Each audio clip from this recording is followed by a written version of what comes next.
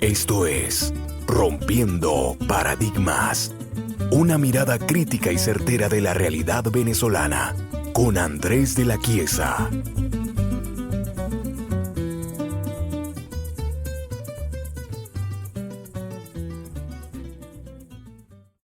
Buenas, queridos amigos. ¿Cómo me les va? ¿Cómo están? Bienvenidos a un nuevo capítulo de Rompiendo Paradigmas que, como dice el eslogan, busca hacer una mirada crítica de la realidad venezolana. Seguimos en tiempos de pandemia, en tiempos de gran dificultad a lo largo y ancho de este mundo, que de por sí es complejo, pero no por eso menos maravilloso.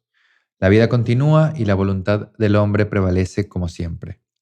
Gracias nuevamente por acompañarnos en esta emisión, por apoyarnos a través de todos nuestros medios y plataformas. Yo soy Andrés de la Chiesa y hoy vamos a hablar de un tema que me llega de manera profunda, que me afecta, que me indigna, porque tiene que ver con una tendencia, una costumbre nueva que está surgiendo en las redes sociales y que, permítanme advertirles, no tiene nada de casual.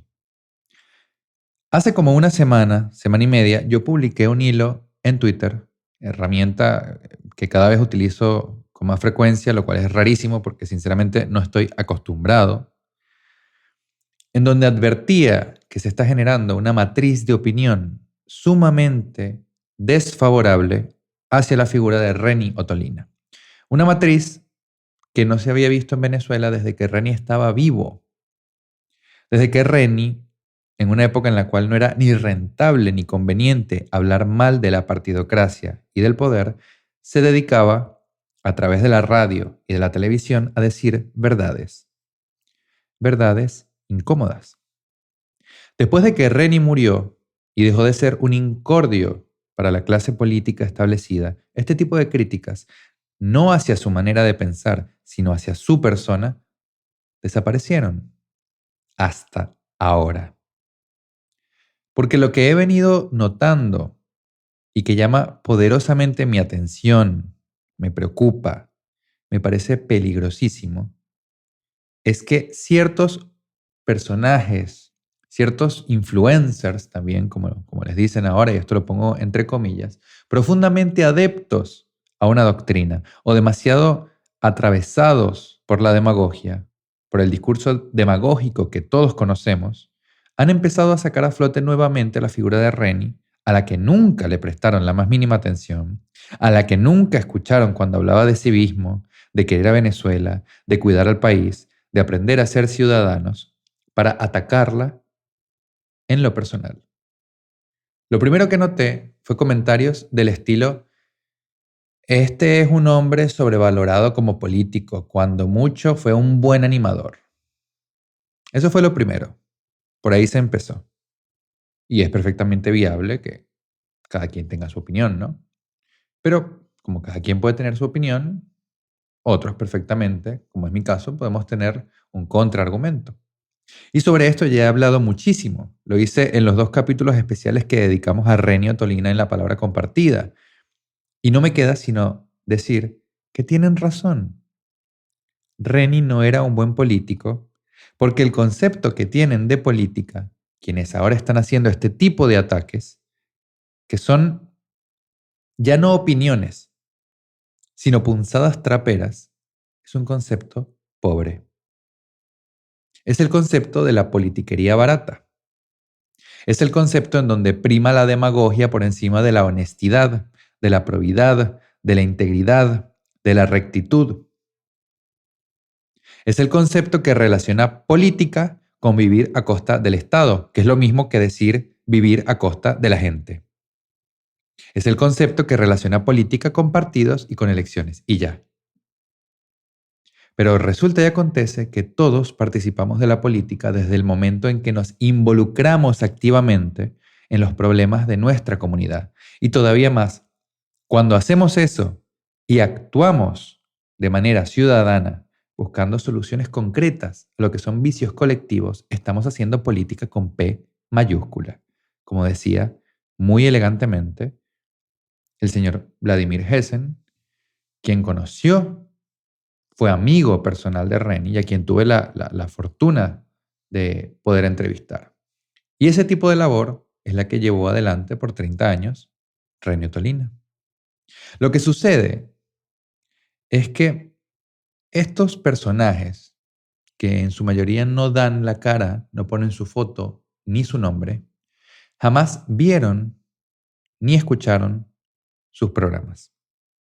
No tienen la más mínima idea de que al término del show de Reni, no tanto de Reni Presenta, pero sí del show de Reni, siempre había una reflexión, siempre había una meditación en torno a la realidad del país, a la realidad concreta, a los problemas actuales vigentes de la Venezuela del momento, ni hablar de los programas radiales como Reni en su radio, en donde se condenaba, reitero, en una época en que era peligroso y poco conveniente hacerlo, al sistema.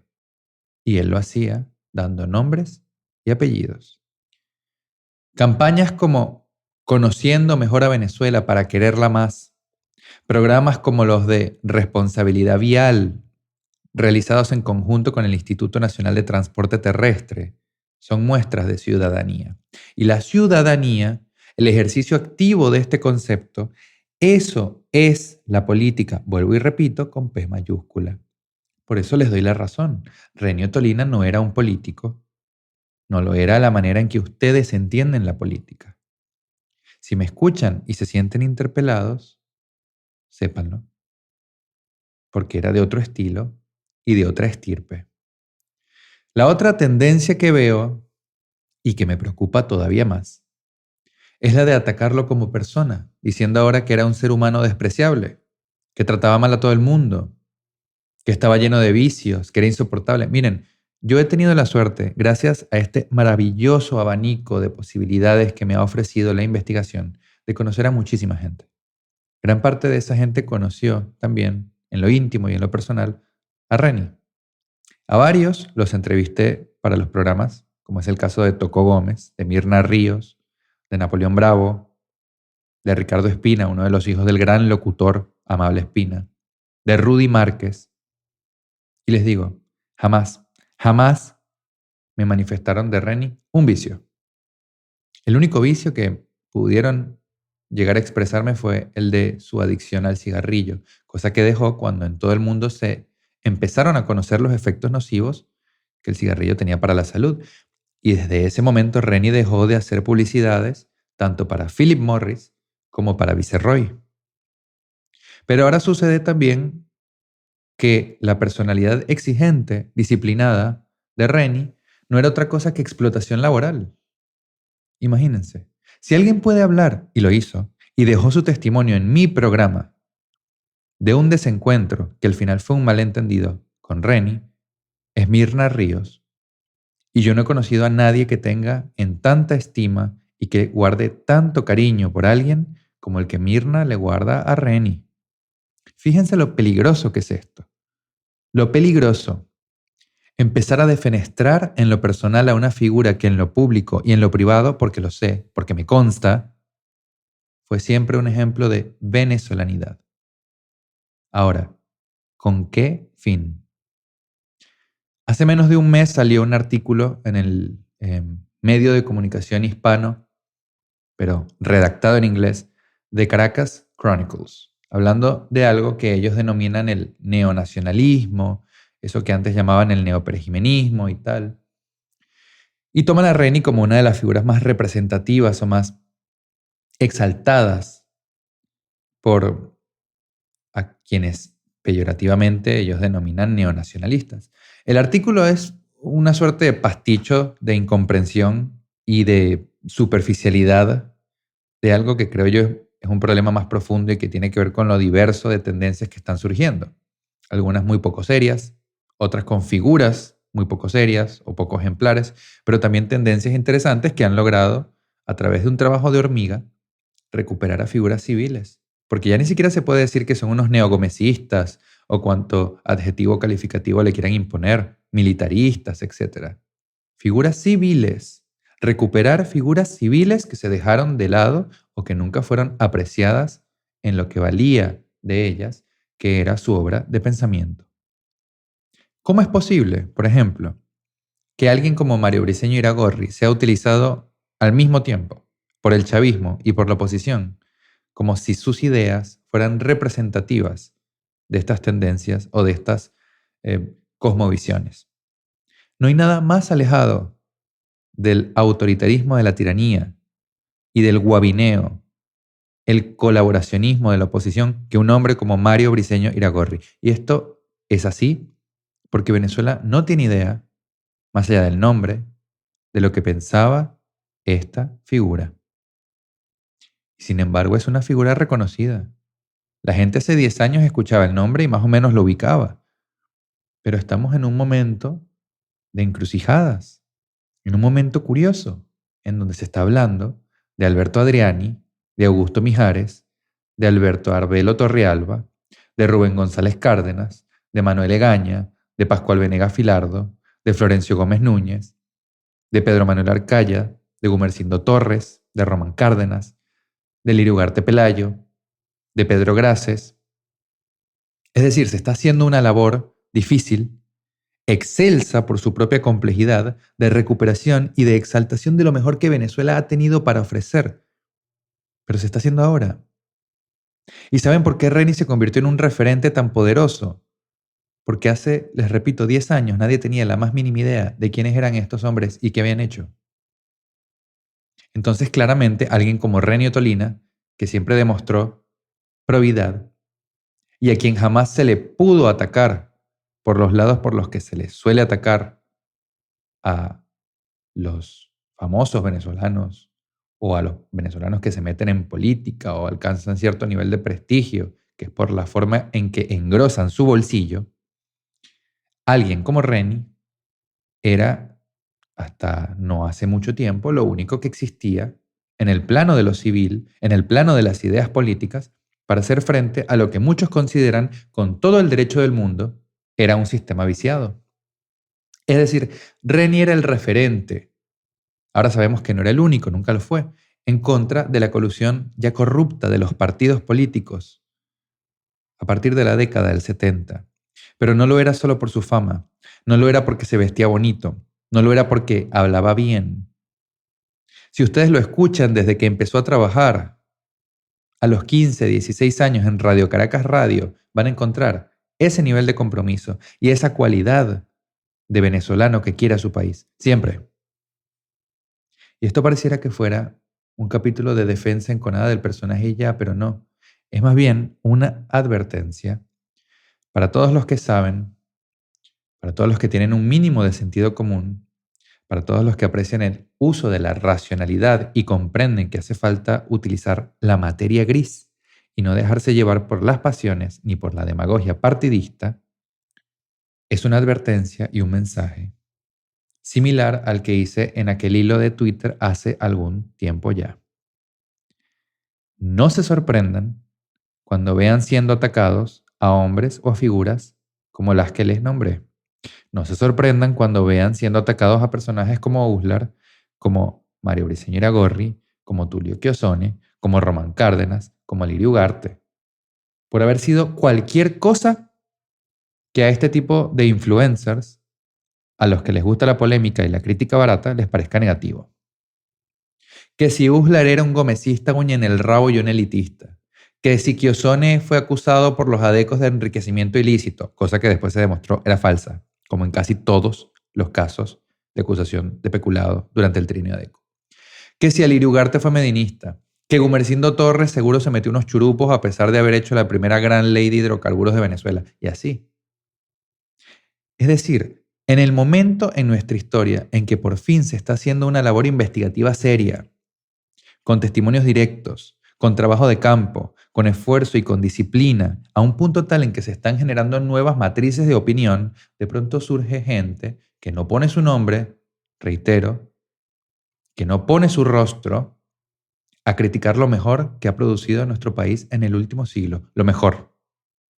Las mejores inteligencias, la gente más preparada, la gente más convencida de su destino, la gente más incorruptible, la gente más abocada y entregada a la difícil tarea de hacer un país en donde hay mucha gente, y esto es lo triste, verdaderamente ingrata.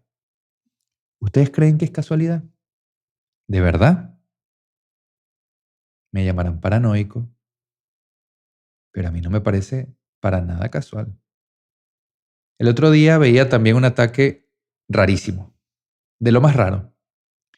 Alguien que decía, no, sucede que Gil Fortul era malo no por gomecista, sino por positivista.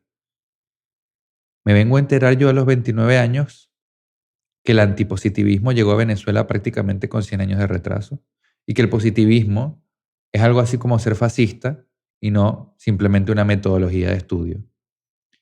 Pero resulta que ni los verdaderos antipositivistas, acordes a su tiempo, fueron capaces de criticar moralmente a un hombre como José Gil Fortul. Criticaron su metodología, pero no su personalidad ni su entereza. Amigo personal de José Rafael Pocaterra era Gil Fortul. El más enconado enemigo de Gómez, amigo personal de uno de sus colaboradores más cercanos. Y ahora tenemos esto. ¡Qué casualidad! Entonces, ¿qué? Ahora los únicos intelectuales que valen, que sirven, son los adecos, o los copellanos, o los surrealistas. Ahora solo podremos hablar de Lucila Palacios, de Andrés Eloy Blanco, de Mariano Picón Salas, de Rómulo Gallegos. Todos los demás son antidemócratas. Los que caen en este tipo de sinvergüenzuras, ¿acaso se toman la molestia de escuchar o de leer lo que se ha producido en los últimos años? ¿Se toman la molestia de averiguar sobre el tremendo esfuerzo de unidad que hombres como Arturo Uslar o Alirio Ugarte realizaron a pesar de las diferencias políticas para encauzar a Venezuela y ponerla a funcionar? Esta gente sabe lo que fue la amplia base. Esta gente sabe quiénes idearon la amplia base, por dar un ejemplo. A mí, Andrés de la Chiesa, Picón Salas, Rómulo Gallegos, Vicente Gervasi, Juan Liscano, me parecen extraordinarios. Venezolanos excelsos. Y no estoy para nada de acuerdo con sus ideas políticas. No lo voy a estar nunca. Pero de ahí a caer en ataques personales por esa razón, eso es bajo, es burdo y es el producto de una gran ignorancia. Y nos presenta además un peligro terrible, que es el peligro de una reacción que ignora las consecuencias de lo que hace. En una época en la cual Venezuela necesita reencontrarse con sus grandes hombres y mujeres, necesita recuperar su autoestima, necesita comprender qué ha sido, como diría el profesor Mijares, lo afirmativo venezolano, resulta terrible y peligroso el que se creen matrices que buscan atacar en lo personal, dañar en lo íntimo a estas figuras que ahora surgen y cuya única característica en común es haber sido, en su mayoría, hombres independientes. Algunos fueron medinistas, otros fundaron sus propios partidos, otros terminaron en partidos pequeños, quizás alguno en URD como el Ugarte o en Copey. Muchos ni siquiera entraron a la dinámica de los partidos modernos y se les pretende crucificar por eso. Ojo con esto, ojo, porque no es casual. Hoy, más que nunca, Venezuela necesita curarse moralmente y elevarse espiritualmente, que no es lo mismo que religiosamente. Eso ya depende de cada quien. Y la búsqueda de un significado y la tarea de recuperar lo mejor de nuestra venezolanidad tiene un propósito. Tiene varios, en realidad, pero tiene uno, en principio, que es el de recordarle a los venezolanos que hemos sido grandes, que hemos sido buenos, que hemos sido responsables y exitosos sin haber sido corruptos, demagogos, mentirosos y politiqueros. Hemos tenido esa categoría de personajes. Y yo siempre he buscado exaltar a ese tipo de personajes sin importar su color político, cuando han puesto por encima de sí al país en su conjunto, cuando han puesto por encima de sí porque sabían que tenían una vocación y un talento que implicaba una responsabilidad individual a Venezuela como destino. Pueden haber tenido sus ideas políticas, sus principios doctrinarios diferentes a los míos, ajenos a los míos. Pero cuando el caso ha sido el de trabajar realmente para echar para adelante, para prenderle los motores a nuestra golpeada tierra de gracia, siempre los he exaltado. Los hemos exaltado en este canal. Ha sido el caso de hombres de partido como Isaac J. Pardo, como Elías Toro, como Aristides Calvani, como Picón Salas, ya lo nombré, como el profesor Luis Alberto Machado, como el doctor José Jacopini Zárraga, que hasta participó del golpe del 18 de octubre del 45, y fue un venezolano extraordinario, a pesar de las diferencias de grado o de nivel desde el punto de vista de las convicciones y de las ideas. Ese tipo de cosas, ese tipo de alejamiento, que es lo que permite ver a la figura en su totalidad, como ser humano y no como enemigo político, esta gente que ahora practica la odiosa costumbre del escrache, no lo puede entender. Yo no quiero generar polémica con esto, aunque probablemente suceda, sino tratar por todos los medios de que abran un poquito la cabeza. Está todo perfecto y maravilloso si usted quiere ser un hombre o una mujer de partido. Si usted quiere ser la nueva Lustay Franco y pensar que Venezuela empezó a existir en 1945, con un interludio entre el 48 y el 58, bueno, está bien, puede pensar eso perfectamente, pero entienda que estamos en un momento en donde la realidad es tan devastadora que el jueguito partidista y el jueguito de la politiquería barata no solo no tiene sentido, sino que es absolutamente contraproducente para el país. ¿Sobre qué piensan gobernar con su partido? ¿Sobre qué territorio? ¿La región liberada de Apure? ¿A quién piensan gobernar? ¿A la guerrilla? ¿A los 4 millones, casi 5 millones de venezolanos en el exilio? No se dan cuenta del terrible error que están cometiendo al atacar lo bueno de las figuras que poco a poco han ido resurgiendo como símbolos de lo afirmativo venezolano. No se dan cuenta. Creen que el chistecito, que el escrache, que el ataque personal, que la burlita sigue siendo la manera de hacer política en Venezuela y están equivocados. Porque ahora no se enfrentan con una pandada de jovencitos balurdos y sin formación, sino con un grupo de venezolanos cada vez más conscientes y más atentos y más esclarecidos con respecto a su historia, a su verdadera historia. Y nada puede producirles más terror que eso. Porque un país, una nación en donde sus habitantes están conscientes o donde se está produciendo una generación que lee ya a los 15, a los 16 años, la obra completa de Bolívar, los tomos selectos de Manuel Egaña, los portentos económicos de Carrillo Batalla, las propuestas jurídicas de Tulio Chiozone, los grandes ideales de Uslar Pietri, solo puede generar terror en quienes viven de la ignorancia. ¿Cómo no van a estar aterrados si están ante una generación que no han podido embrutecer y que se ha visto en la necesidad, por suerte, porque todo lo malo algo bueno trae, de informarse y de formarse porque nació entre la miseria y lo único que ha conocido es la miseria? ¿Cómo no van a estar aterrados? Saben perfectamente que por más que mantengan a las masas dominadas, subyugadas bajo un velo de ignorancia, basta con que un grupo considerable de personas, pertenecientes a una nueva generación intelectual, social y política, esté bien formada y no pueda ser manipulada por tergiversaciones históricas ni políticas para que peguen el grito al cielo. Parece una tontería, pero es así. Y lo que también parece una tontería, pero no lo es que Twitter es una Venezuela en miniatura. Amiga o amigo que me escucha, si usted se mete ahí a riesgo de sufrir un paro cardíaco, porque hay de todo, se va a encontrar con la totalidad de lo que es Venezuela hoy. Si usted quiere una imagen bastante aproximada, un retrato fiel de la Venezuela de hoy en día y de por lo menos 3 de sus generaciones, vaya a Twitter. Ahí está todo el mundo. Es impresionante. Es impresionante la cantidad de tiempo que la gente pasa ahí también.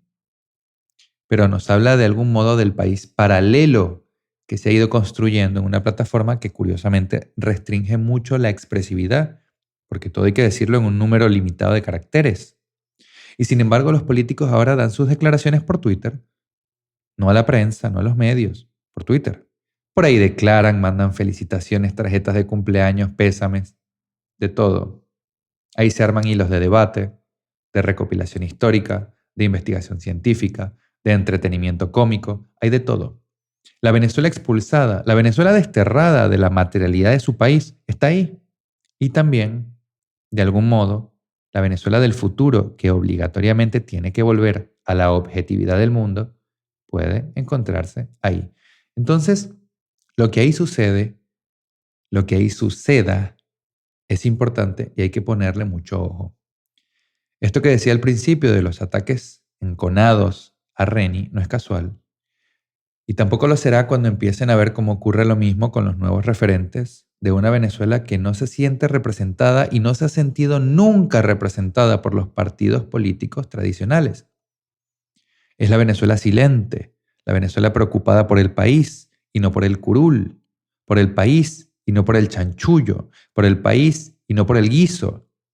La Venezuela que cada vez está más dispuesta a manifestarse y que ha empezado a encontrar en estas figuras que por su naturaleza llegaron a estar por encima de hombres y de partidos transitorios, a sus legítimos representantes éticos, morales e intelectuales.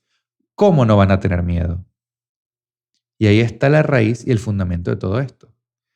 Para los que se preguntan ahora el por qué, y para los que se lo pregunten más adelante, cuando vean a algún vivo criollo, a alguno de estos influencers, criticando por abajo lo incriticable. Sepan que la raíz del problema es el miedo. Miedo a perder no tanto el poder, sino el control. El control sobre la historia que ellos mismos creen conocer. El control sobre la identidad que creen poseer en un tiempo en el cual las identidades individuales, al no existir, se escudan en identidades partidistas, ideológicas y colectivas. Si tú le quitas a alguien, con argumentos, con pruebas, esa mentira, lo despojas de su falta de identidad, lo desnudas. Parece una contradicción, pero ese es el gran mal de nuestro tiempo. Miedo. Esta gente tiene miedo. Y es obvio porque el miedo es la respuesta lógica y natural ante lo desconocido. Y para quien ignora la verdad de las cosas, sustentada en hechos, datos y estadísticas, todo lo que no sea su verdad no puede producirle otra cosa que miedo. Muy atentos, los quiero mucho y nos vemos la próxima.